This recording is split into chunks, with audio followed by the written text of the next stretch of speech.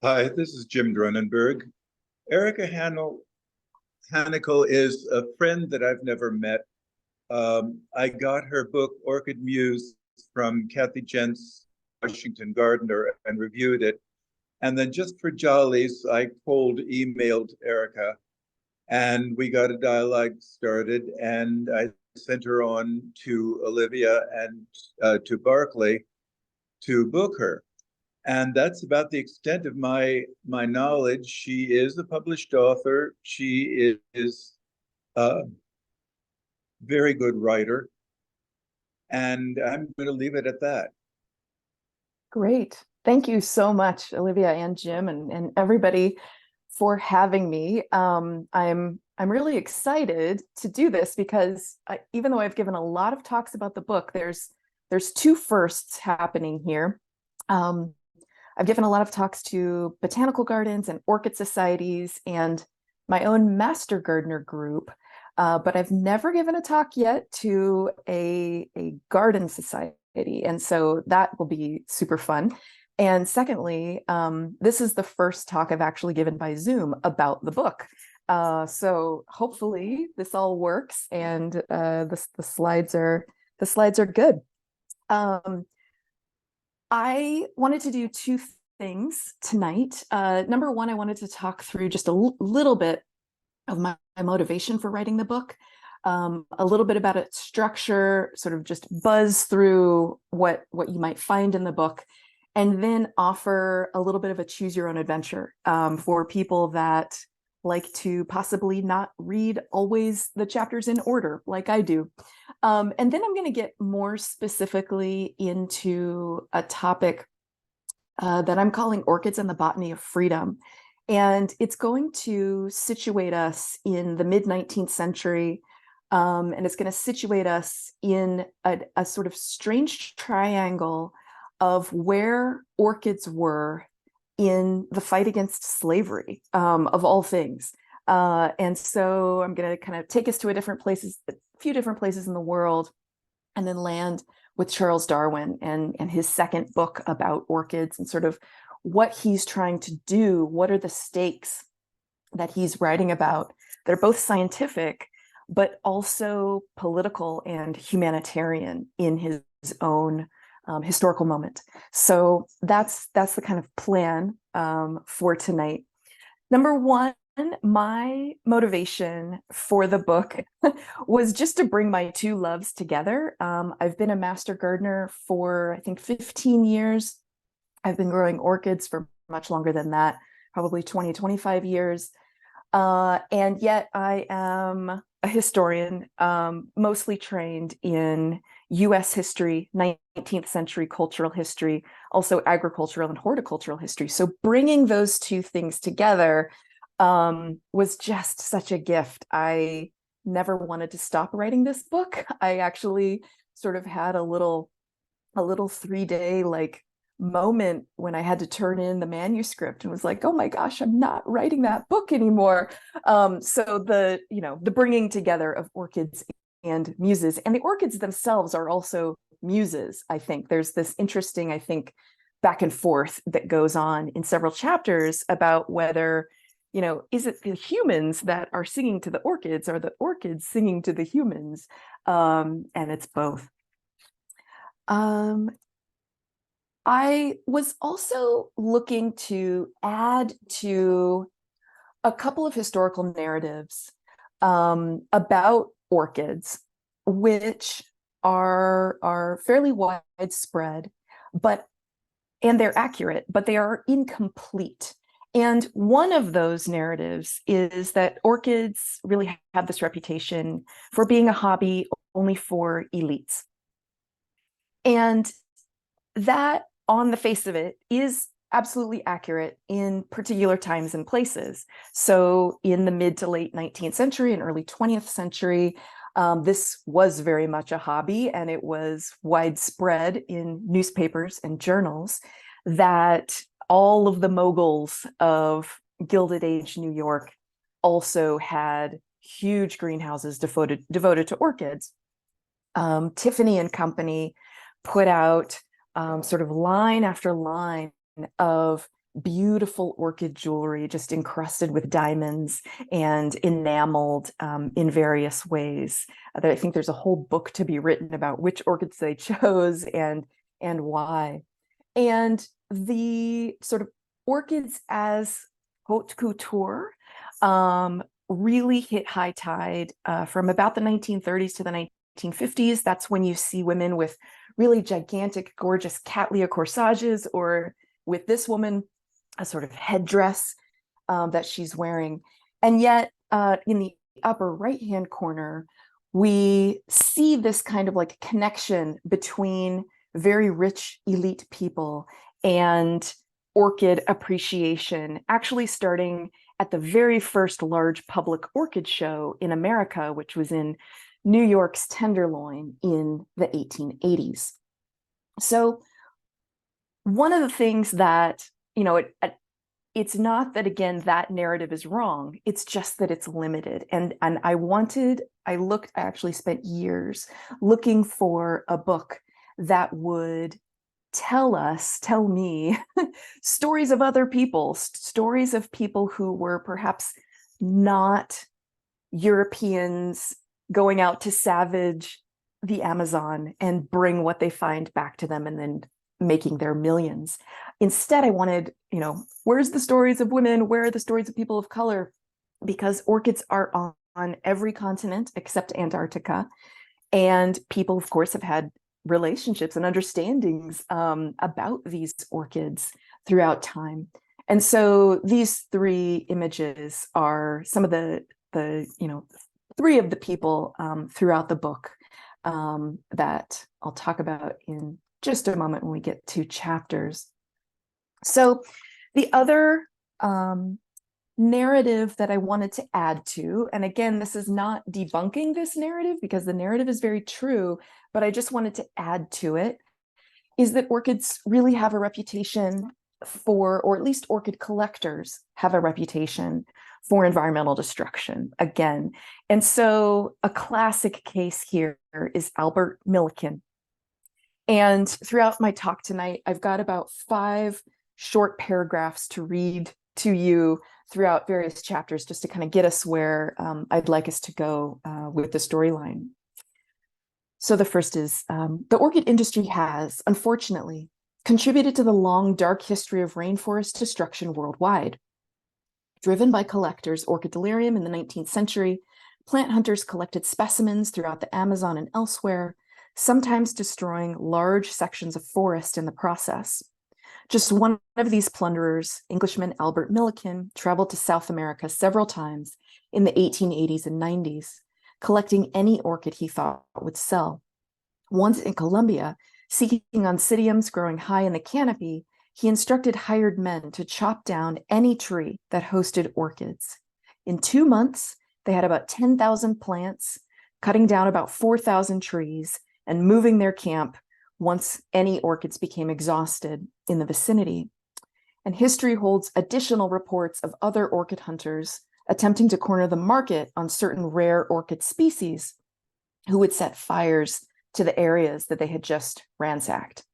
And so these stories are absolutely true. And yet I was actively looking for stories about people and institutions and perhaps even nation states who were looking to preserve orchid habitat and preserve orchids specifically as well.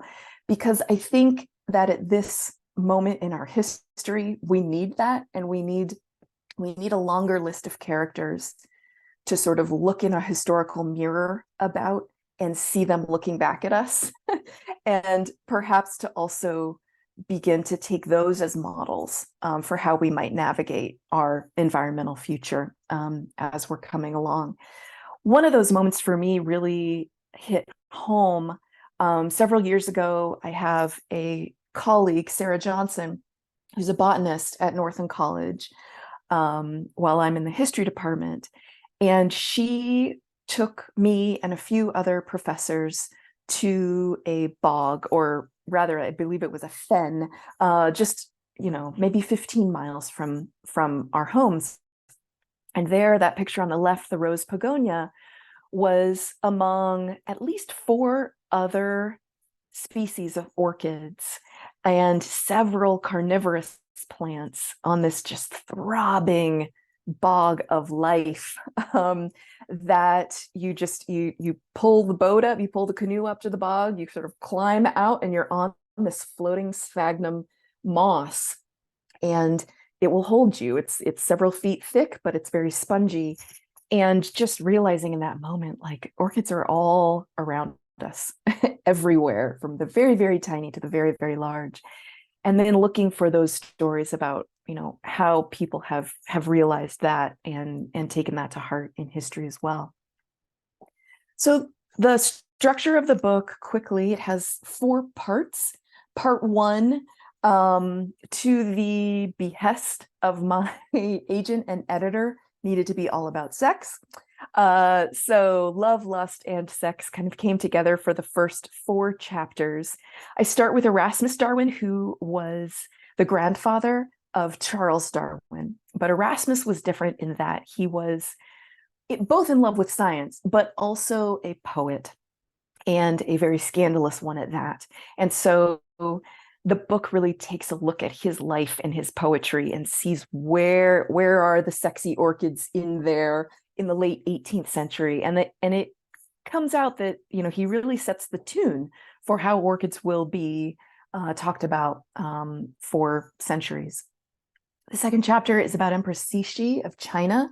She was one of very few women empresses of China, and she was the last empress of China, spanning the late 19th to the 20th century. And she uses orchids really to come to power in China and to stay in power in China, both as part of her wardrobe, as part of her scent, and as part of her garden design in her many palaces throughout China. The third chapter really digs into that first example of a large public orchid show in America. And it happens that was in the New York City's Tenderloin in the 1880s and 90s. And what we find there is that it's also held in the Tenderloin in a wax museum, which was notorious for showing people that were oddities, right? This was a 19th century wax museum at its worst, in that it was about freak shows. It was about exotic animals. It was about exotic Chinese dancers. And so the fact that they show orchids in this place of exotica, not in a college greenhouse, not in, a seller's booth, anywhere, really sort of taught me something about, again, that sort of like longer narrative about where orchids are found and what we should learn from them. And then the last chapter in this section is about Frida Kahlo. I have been, of course, fascinated, as many, by Frida Kahlo's work for a couple of decades. And once I took up orchids, I started wondering, she's only got one major orchid in one major painting in her entire career.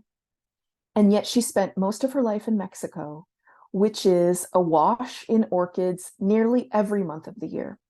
We also know that she had several lovers bring her orchids. It's in the documents what sorts of orchids and where from. In Mexico, they brought them to her. And so I thought, it had to be a conscious choice that she's not painting orchids, because otherwise so many of her canvases are just alive in greenery. And so trying to figure out which orchid it was, exactly which orchid it was, and why, and then why was she making this decision to not paint orchids again? And I feel like I cracked the case, but you'll have to read the book to learn which one it was, which orchid it was. So the second part of the book is about science, trying to uncover perhaps little known stories or lesser known stories.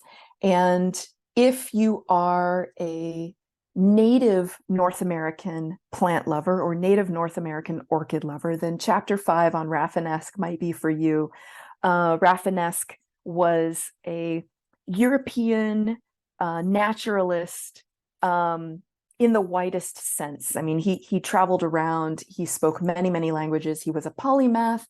Many people proclaimed that he was insane throughout different parts of his life, but he brings a lot of orchids into circulation and renames a lot of orchids. And he gets in a lot of trouble for this because he's not following the rules of the naming conventions at the time, and he makes a lot of people really angry. So that was a sort of fun romp through the early 1800s sort of nation building moment in the US. Then we traveled to Japan to discover this kind of like East-West dialogue that's going on through orchids and political power in that time. The Vanda falcata, or previously known as Neo-Phoenicia falcata, which most orchids still call them neos, orchid lovers still call them neos, really it comes into kind of mythic prominence around the samurai, because both the leaves and the spur of the orchid here sort of look like samurai swords.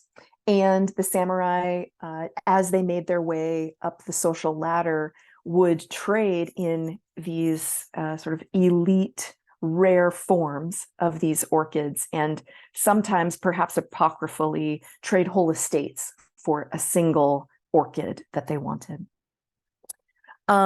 The chapter about Charles Darwin, I will talk more about in just a moment. Part 3 is all about business of orchids, trying to bring other names and other faces into the business as well. And so I will also be talking about Edmund Albius here on the left. He was an enslaved boy who first pollinated vanilla. Jane Loudon throughout England really brought orchid cultivation and reading and writing books about orchids as an okay pastime for women throughout the 19th century. And then bringing the Roeblings in as well. So New York history lovers will, of course, know about the building of the Brooklyn Bridge and the Roebling family in that time period. And it turns out that one of the sons was an elite orchid breeder at the time as well. And he does push orchid breeding along down the line. The last part of the book is about orchid culture. And so I look to the fashion and the use of orchids of Empress Eugenie. She was married to Napoleon III. And she, much like the Chinese Empress Cixi, really uses orchids to establish her social sphere and to set fashion trends. Empress Eugenie was the premier 19th century fashion maven the world round. And part of how she does that is her use of orchids. The penultimate chapter is about the actor Raymond Burr and also John Hope Franklin, who is a 20th century historian of Reconstruction and slavery. And both of those men, although very different, and I don't believe they ever met, they were contemporaries, they both used orchids to sort of escape the drudgery of their lives in various ways. And so Raymond Burr was a closeted gay man and dealt with being blacklisted in various ways. He also dealt with a very difficult childhood. And John Hope Franklin was nearly lynched several times throughout his life as a Black man who was making waves professionally and rising to prominence as a historian. And the last chapter really looks at orchid art and conservation as something that really sort of needs to go hand in hand for people to understand and want to hopefully preserve orchid habitat and everything else that lives in there. And so I focus that on the artist Margaret Mee, and it's set within Brazil, within her time in Amazon, her several decades in the Amazon. So one other piece about the book, although my editor, um, I think would love for people to read it front to back, page to page, I want to suggest that there's lots of other ways to explore several other things that were on my mind as I was writing these chapters sort of piecemeal and then coming together around that. And so, as you'll see here, there are many chapters specifically about women and orchids, early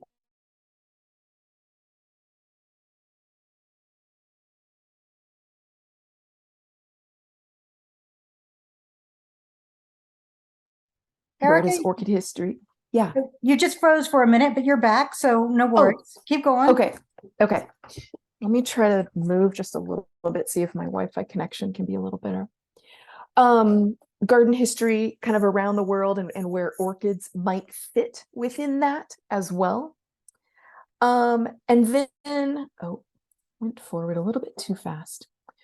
For perhaps the more technical or science side, propagation and hybridization history kind of comes into several chapters as well, because that's kind of where the cutting edge has been, at least for 200 years. And then sitting here in northern Wisconsin throughout our long winters, I really long for fabulous greenhouses. And so I found a way to weave those into several chapters as well. I'm also a lover of art history. And so finding fine art that hasn't been talked about much, and yet that is central to orchid history, was part of my importance, an important part of this book. And then Orchid Delirium, who doesn't love good stories of people going absolutely mad for orchids? So I'm going to transition into a more specific kind of story that I'm calling Orchids in the Botany of Freedom. And so it's going to start with Edmund Albius and vanilla, and then it'll transition into Charles Darwin and what he's trying to do with orchids, and his second book as well. So let me start off by telling you just a little bit about Edmund Albius to get us kicked off. Vanilla planifolia is the only flower out of tens of thousands in the larger orchid family to produce an edible seed product that has sustained its global trade for almost 200 years. In the wild, vanilla orchid seeds develop inside of fleshy pods, waiting for the precise moment to burst into a forbidding and dangerous jungle. These seeds, thousands in each successfully pollinated vanilla orchid bean, have no shell, no defenses, and no nutrients to see them through the sprouting phase. Instead, they depend upon the natural environment to provide a perfect mix of soil fungi, sun and shade, water and heat to ensure their growth. A similarly perfect mix of environmental factors for growth was not the good fortune of Edmund Albius, a 12-year-old enslaved boy in 1841, when he became the first person to successfully hand-pollinate the vanilla orchid. His horticultural skill on the island of Bourbon, off the coast of Madagascar, today known as Réunion, allowed for a global boom in vanilla, revolutionizing the industry. So before I tell you more about Edmund's story, I want to just track very quickly vanilla's journey across oceans from Mexico to Réunion. So there are a few dozen species of vanilla. We only use 4, maybe 5 of them in cultivation for foodstuffs and for fragrances. But the main one, which is vanilla planifolia, is the one that we use in foodstuffs in the world round. And you see at the bottom left corner of your screen Diego Rivera's mural of Teutonic culture. And I don't know if you can see my cursor, but right in the center here, between the two Teutonic men facing each other, is a vanilla vine. And so there are foundational mythologies about vanilla in Teutonic culture that Diego Rivera was capturing. And so there are a couple of blooming orchids here as well. We see vanilla popping up in the Florentine Codex in 1577. And then throughout the 18th and 19th centuries, we get several European colonial powers basically attempting to grow vanilla vines in their colonies throughout the Indian Ocean and elsewhere for market. Really what they're trying to do is add vanilla to their portfolio of things in the spice trade, essentially, because vanilla was extremely profitable, very hard to get. And that's how it makes it. It jumps across oceans for many, many decades. But the problem with vanilla is that they were able to grow the vines. They were able to bloom the flowers. Once the vines grow to 10, 12 feet tall, they will start to bloom. But they could not get it to produce those luscious vanilla pods.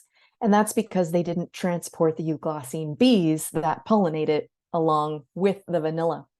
And so there were orchid enthusiasts and vanilla enthusiasts attempting and trying for decades to get vanilla to take off throughout Madagascar and Réunion.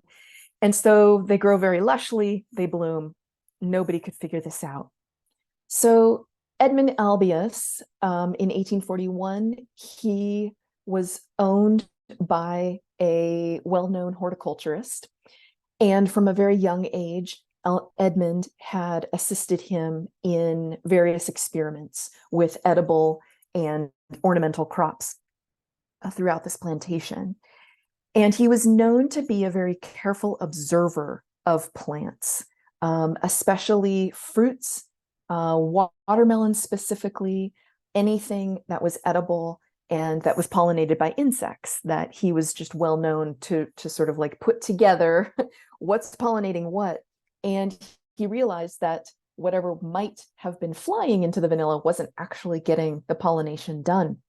And so he realizes that he could perhaps have the vanilla flower, which only open for one day and really are only available to any pollinator for one day, pollinate itself by using a small stick. So he uses a small stick, he lifts the rostellum, he presses the anther and the stigma together.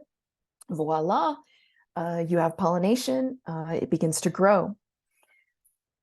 As he does this, once the discovery is made, he is swiftly taken around to all other landholders on the island to teach them what was called le geste de Edmond, or what they also called the art of orchid marriage. And vanilla growing then booms across the Indian Ocean into Tahiti, into Indonesia at that time. One of the sad facts about this is that, like the cotton gin in America, the invention of the cotton gin actually greatly accelerates slavery and the number of slaves in the US. This pollinating of vanilla by hand does the exact same thing across all of these colonized islands in the 19th century. It accelerates slaveholding, it accelerates the growth of human baggage. Vanilla trade also booms in various ways. I love the image on the left, in the French book, the flowers of America, essentially. And it's a different type of vanilla, but I love the disproportionate size here, that we are supposed to focus on the beans, not the flowers and not the leaves. The beans are greatly outsized in this picture, but this is where the money is coming from, right? And then it's in the US where getting the extract of vanilla sort of perfected for wide consumption is perfected by Artemus Ward. And he publishes a book in 1911 in which he says vanilla is a veritable magic wallet of usefulness and delight, right? Lining the pockets of people in Europe and in the West from this export that they're getting largely from Africa and the East. Edmund was freed by state decree in 1848, but he chose not to work with vanilla nor any other type of horticulture for the rest of his life, probably for reasons that we might guess. And sadly, Réunion was really an impossible society for newly freed people to live in. It's a small island. What are you going to do as a newly freed person on that island? He ended up being convicted of robbery and serving time in prison, and ultimately died in poverty. So it's not a story of freedom for Edmund, but I wanted to start here for reasons that I think will become clear in a moment. And I wanted to start with enslaved people working with orchids in order to show the reality of what people are experiencing in the 19th century. What I also wanted to do for just a second is to fast forward into our own current day and talk about the vanilla trade, because this is just one of the questions that I had about, like, if we know this deep history leading to this, then what are the conditions today? So Madagascar, once bourbon like explodes in the vanilla trade, it jumps to Madagascar. Madagascar becomes the world's behemoth. It is still the world's behemoth in producing vanilla. It still exports at least 60% of vanilla, of the total trade in vanilla every year. The United States is the #1 importer since the late 19th century. I think still today, the United States is buying up at least 40% of the crop. And yet farmers still today have a very low return on their work, like most farmers around the world do.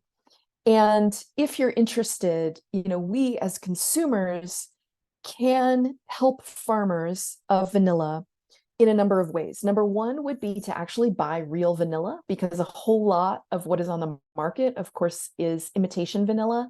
It's from a wood derivative or several wood derivatives. And real vanilla does differ in taste than wood-derived vanilla tasting. Real vanilla has something like 300 different scent and flavor compounds, whereas the wood-derived has 4 or 5 usually. And the second thing we can do is, if possible, if you can find it, buy fair trade vanilla. Vanilla was added to the fair trade portfolio several years ago, but it just hasn't caught on the way that coffee and chocolate and some other spices have caught on. So that's kind of one way to to think about this and reframe that. Okay, now I want to transition to Charles Darwin, because again, although they're worlds apart from each other in various ways, we have multiple people working on this same issue. So setting up the Charles Darwin piece. Charles Darwin cut his botanical teeth traveling the world on the HMS Beagle for 5 years, spent almost a decade studying barnacles, upended Christian institutions worldwide with his theory of natural selection, and was subject to global ridicule and outrage. And then he turned to orchids. Darwin confided, "I am a gambler and I love a wild experiment," to Joseph Dalton Hooker, at the time the assistant director of the Royal Botanic Gardens, Kew, confessing that his work on orchids was as thrilling as any as he'd ever done. So of course, Darwin's most famous work is On the Origin of Species, published in 1859. That date is going to be very important in a moment. But we'll just sort of like mark that as like the US Civil War is ramping up in a big way at that moment. So he's trying to prove his theory of natural selection. And he has this quote, on the Beagle in 1835, 20 years prior, he's figuring this out already. He says, "At last the gleams of light have come, and I'm almost convinced, quite contrary to the opinion that I started with, that species are not, it is like confessing a murder, immutable," right? Species can change. Species do change over time.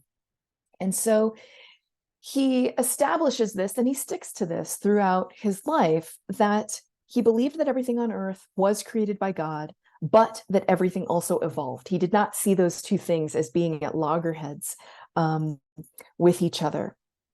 But immediately upon publishing Origin of Species, he becomes a laughingstock of the wider public, but sort of more hurtful is among naturalists and scientists that he knows. And so he suffers from insomnia, nausea, he develops a stammer, he has terrible abdominal pain, he has heart palpitations, he has eczema, right in those years, right after Origin is published. And so this quote from 1861, he's still suffering from this. And he says, "I'm very poorly today and very stupid and hate everybody and everything. One lives only to make blunders. I'm going to write a little book on orchids, and today I hate them worse than everything." Well, thankfully, he didn't hate them every day, because in other letters to friends, he writes that orchids are, quote, "the most multiform and truly wonderful and beautiful flowers in the world." And so he sets about studying orchids in the shelter, really, of his own home and his own backyard in Kent. And so he's mapping for himself orchid species and orchid pollinators and how they go together, and then mapping what he thinks might be the change over time for these things. What he also finds, and let me read one more piece here about other orchids here. I was able to talk to the people that run Downbank Nature Reserve in Kent, and they shared these lovely images with me that I was able to put in the book as well. In various contrivances, fodder for his first chapters came from the native British orchid species he had studied for much of his life. He encountered early purple orchids, striking pyramidal orchids, musk and frog orchids, early spider and bee orchids, and monkey orchids. And if you haven't seen all of these orchids, they really do look like their common names are named after them. Echoing his notoriously licentious grandfather Erasmus, Charles described how moths and butterflies perform their office of marriage priests for terrestrial European orchids, and how hardworking humblebees could be seen copulating with field orchids across England. Darwin was keen to study tropical orchids too. He borrowed several almost blooming plants from Hooker and returned them to Kew's collection once he finished his investigations. Tended in a small glass lean-to behind his home, Darwin watched many orchids' inflorescences develop and their blooms crack open, most orchid flowers achieving full size and scent within 3 days of opening. He also had a reliable worldwide network of scientific and botanical colleagues more than willing to share their plants and findings with him. Some of the greatest defenders of Origin of Species, including American confidant Asa Gray at Harvard University, had worked with orchids for years and offered up additional examples of how the flowers perfectly fit Darwin's theories of natural selection. So, Darwin is best known, right? So he's writing his little book on orchids. I threw this slide in there basically to say his little book on orchids is actually 300 pages long. It's not a difficult read. I mean, it's dense, but I found it a lot more inviting than I thought I would when I was starting to dive in with it. Darwin also continuously, actually throughout his life, continued to call himself a botanical ignoramus. And once the orchid book comes out, Asa Gray basically says, if you had published this first, you would not be a laughing stock. You have brought the proof, you have brought the receipts that prove to all of us that species change over time is a very real thing. So one of the other pieces, though, that I was interested in trying to figure out with investigating Darwin's orchid book is that we call one orchid the Darwin orchid, is very well known in the trade, and Graecum sesquipedale. It's found in Madagascar. And he writes, first in his orchid book, he thinks, oh, this is a very pretty case. This is a very pretty case of needing to find the pollinator that fits the flower. And so he postulates in that book that there must be this gigantic hawk moth out there with a very, very long proboscis that can reach down into Graecum sesquipedale and pollinate that as it is getting some nectar. And, he's asking Gray as a joke, like, good heavens, what can suck it? And I'd line up a little sort of timeline here. Darwin published his moth theory in 1862.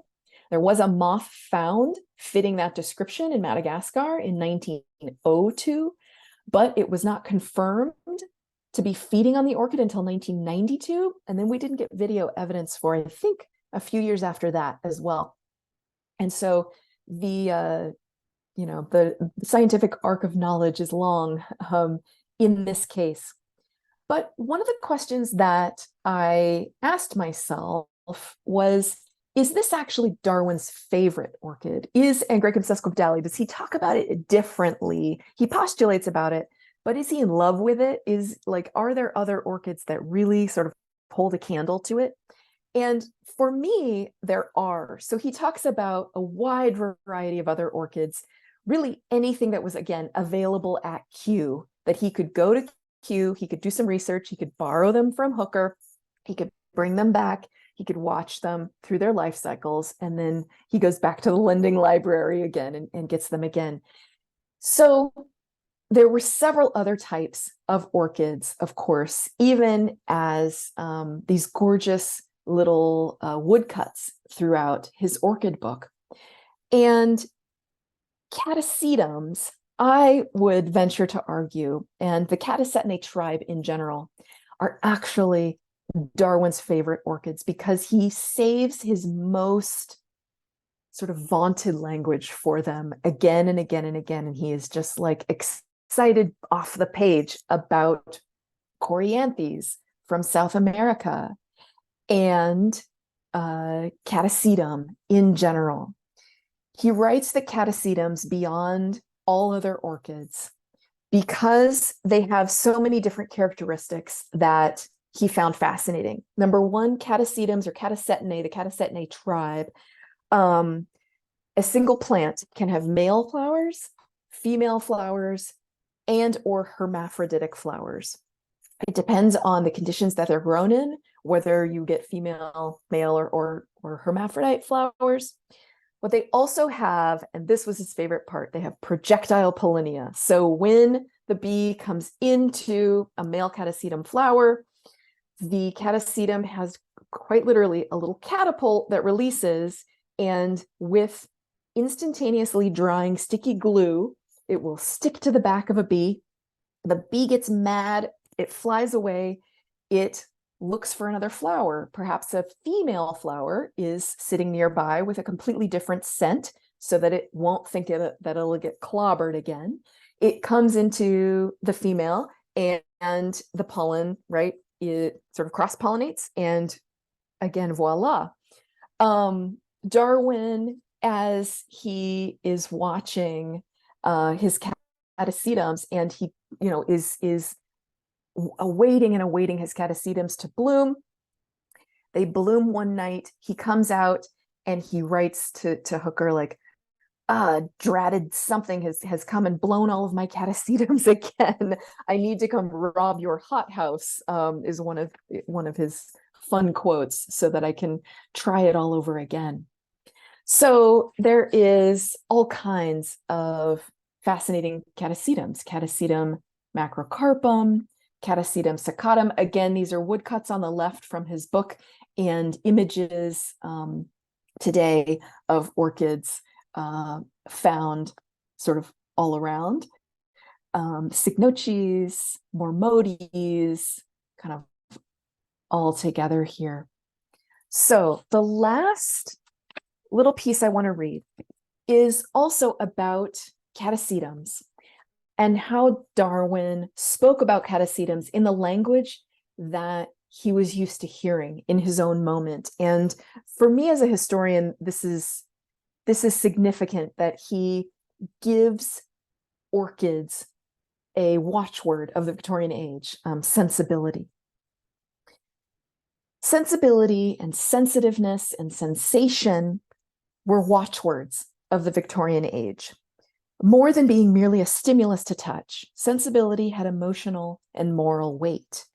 Displaying appropriate sensibility was a way of proving one's gentility, one's good breeding and moral compass, a ladder into the upper echelons of society.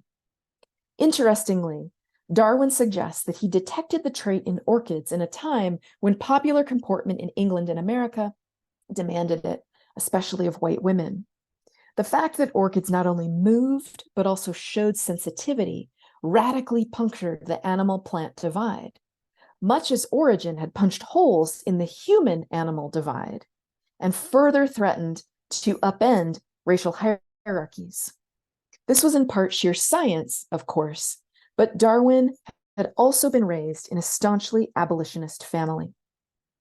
After personally witnessing the horrors of slavery in Brazil while on board the Beagle, his hatred of the institution gained strength. He wrote to Gray in 1861, and after asking whether the US botanist could send some information about Cypripedium and Spiranthes orchids, saying that he wished to God that the North would proclaim a crusade against slavery, how I would like to see that greatest curse on earth, slavery, abolished. After all, if orchids had sensibility, couldn't all races of people qualify as human?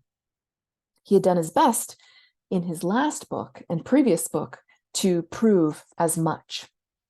So we have him sort of framing this in the same language with the same sort of stakes coming together.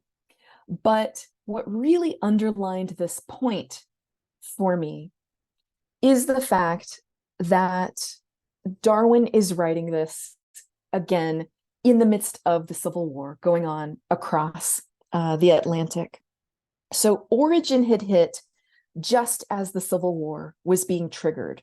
It literally arrived on US shores 2 weeks after John Brown was executed for his group's raid on the Federal Armory at Harper's Ferry. And so for people where that might be a little bit in a gray area for you, John Brown basically got together a group of men basically hoping to steal weapons from the Federal Armory to supply the resistance to slavery, and then essentially go crusading throughout the South, liberating plantation by plantation of enslaved people.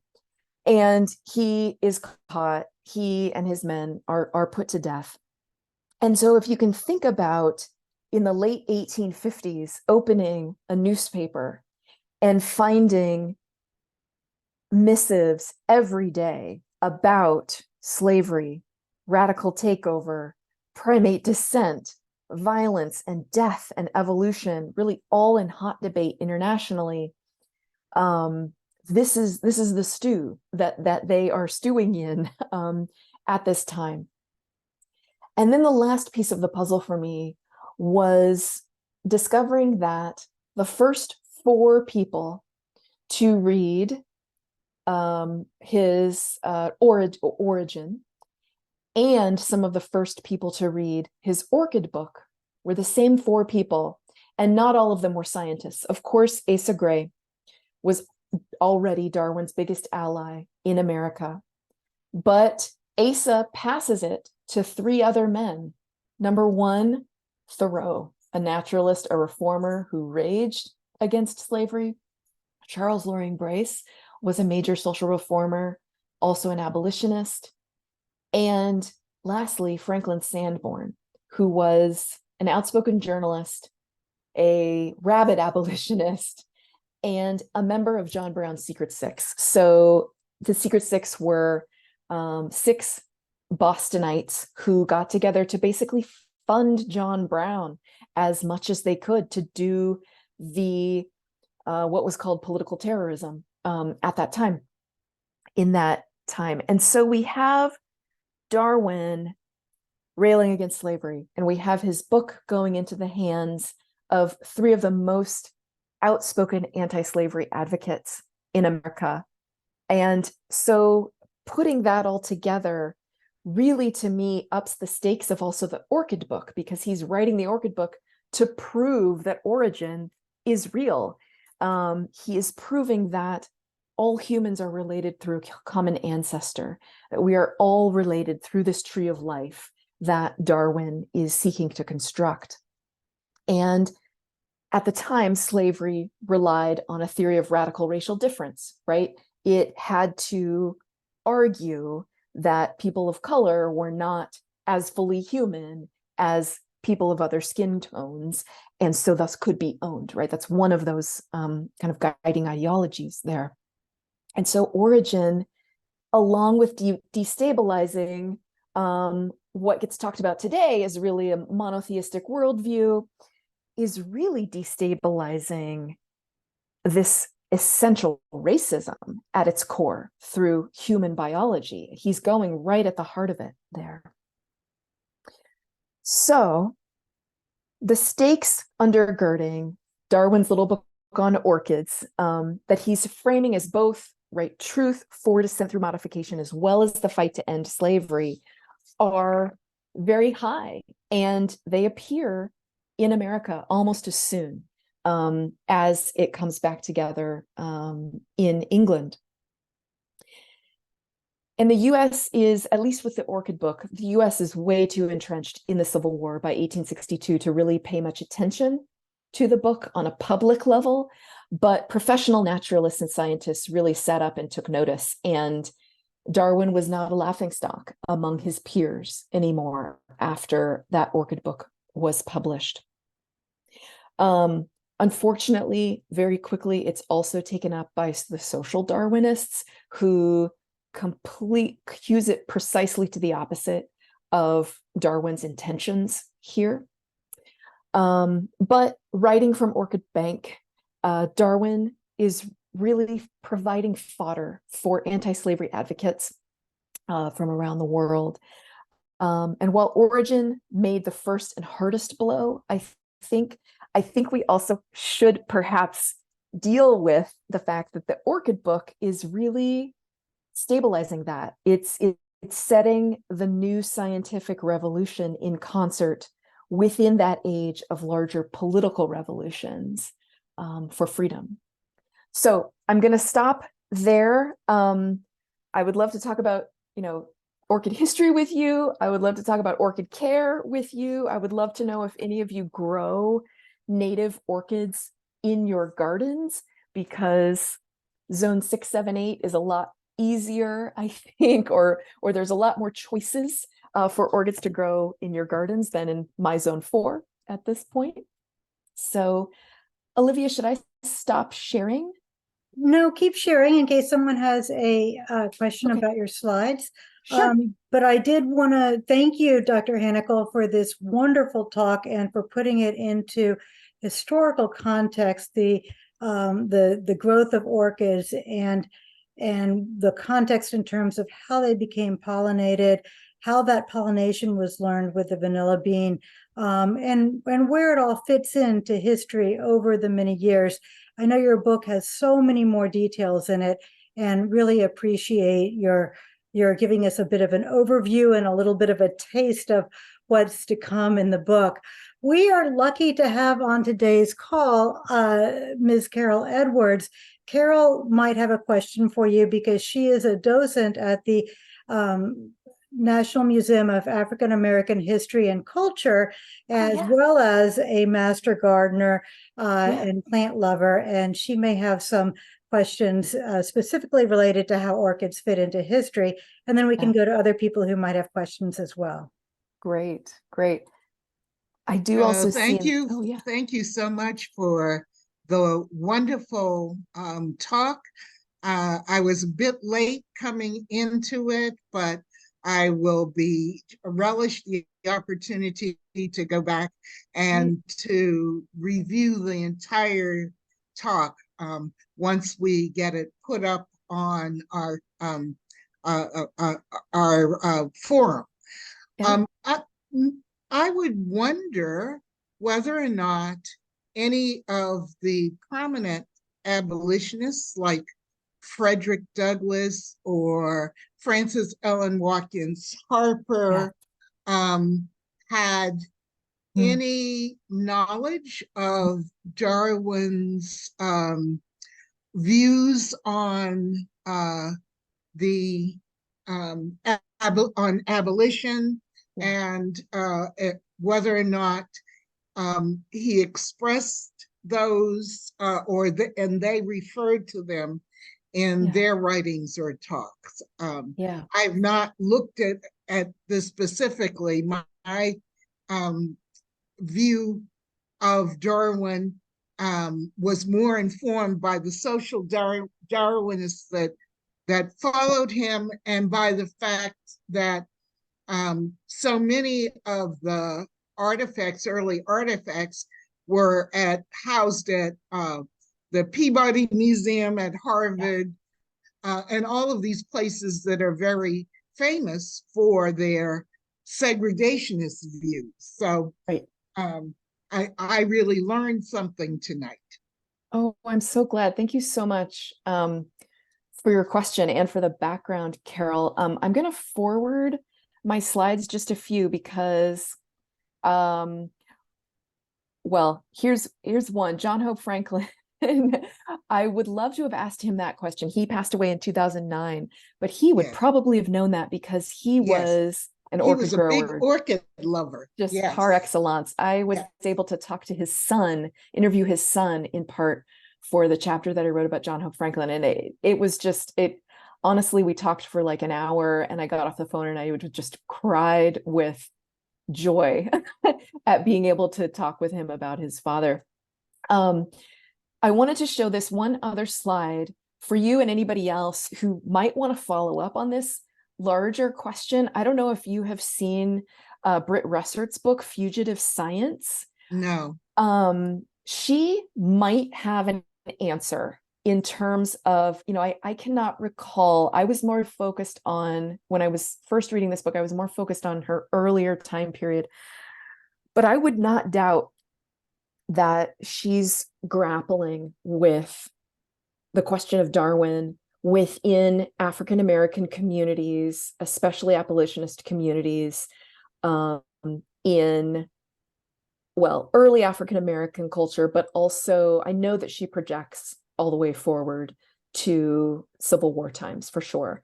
And secondarily, if people wanted to sort of figure out that like much larger matrix of like how origin transfers through the United States, like what's the flow like? Randall Fuller's book is a great resource for that. I would not have been able to piece together the four major abolitionists that come together to kind of believe in Darwin as being a force for liberty, essentially, rather than the way that he's taken up by other groups later. Thank you so much. Yeah, I'm going to try to figure out on the Frederick Douglass one, though. That's a great question. I would I would love to delve into the deeper depths of Frederick the Douglass question for sure. Thank you.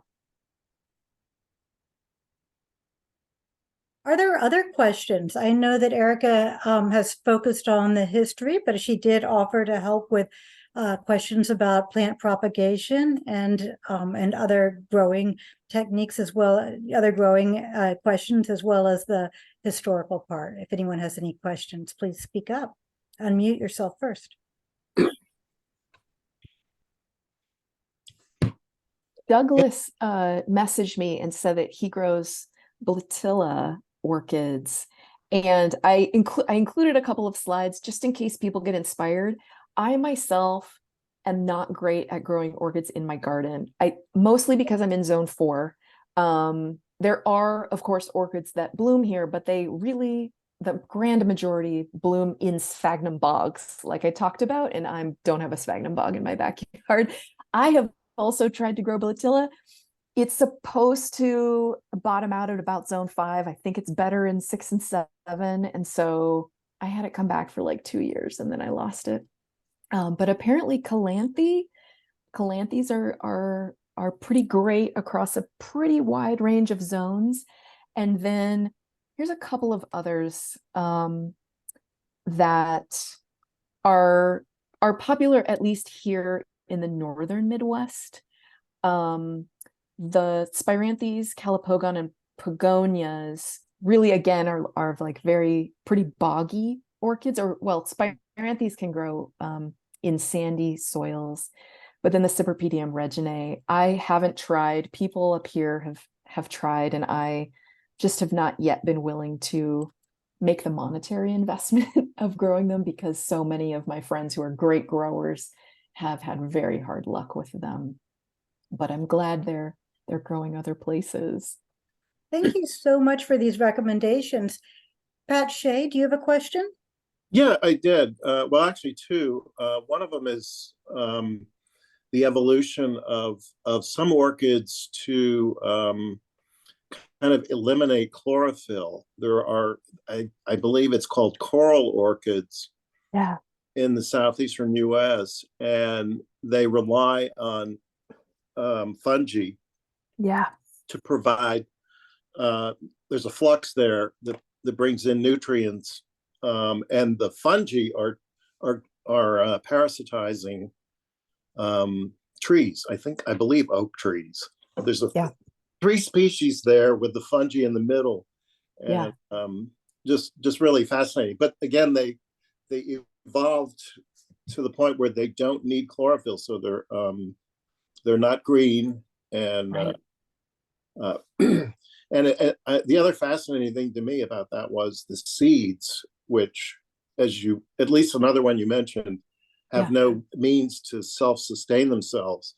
They're completely dependent on fungi to allow them to grow into the adult plant. So I have also a question on moving native orchids, because I know you have to bring, and this was strictly in terms of a rescue operation. These they were Galerius, I think, showy orchids. They would have been destroyed. Yeah. So I believe I've successfully moved them onto my property. Great. But I took as large a root ball as possible to capture the associated fungi to allow them to live. And so far, that's great. They're doing okay. Yeah, I don't know how much. That's great. Yeah, some of them didn't make it, but yeah. So I have read. Well, is it all orchids? Is all native U.S. orchids? It's technically a federal offense to move them from, somewhere else to one's property. I mean, there have been like complete snafus with, like, at least in Minnesota, where they'll be putting in a new housing development or putting in a new highway or something, and people want to save yellow lady slippers or pink lady slippers or whatever, and it actually is technically illegal for them to go and remove them, even literally the day before the tractors come to grind them into So I see a nothingness. comment in the chat just about that, Dr. Yeah. Hannickel, which is that Jim Dronenberg says that they actually encourage moving things ahead of the Great. bulldozer. And one of the nurseries in the region sold pink lady slippers that were obtained from a bulldozer. Oh, great. Okay. I'm So glad that was a there's rescue, I guess, a rescue, but permitting. one that involved a Right. permit. So Right. thank you, Jim, for providing that Right. information. Right. Would that apply only to federal property, maybe? I don't know. I'm just guessing. I think it would apply to any kind of property, not just federal. But you should get the Okay. permit first, according to Yeah. Jim Dronenberg. Yeah. Okay. I did want to mention one other thing about orchid fungi that I just learned this summer. So I attended for the first time. I've been a member for a while, but I was able to attend what's called the Native Orchid Conference. So you can Google it. They have a website.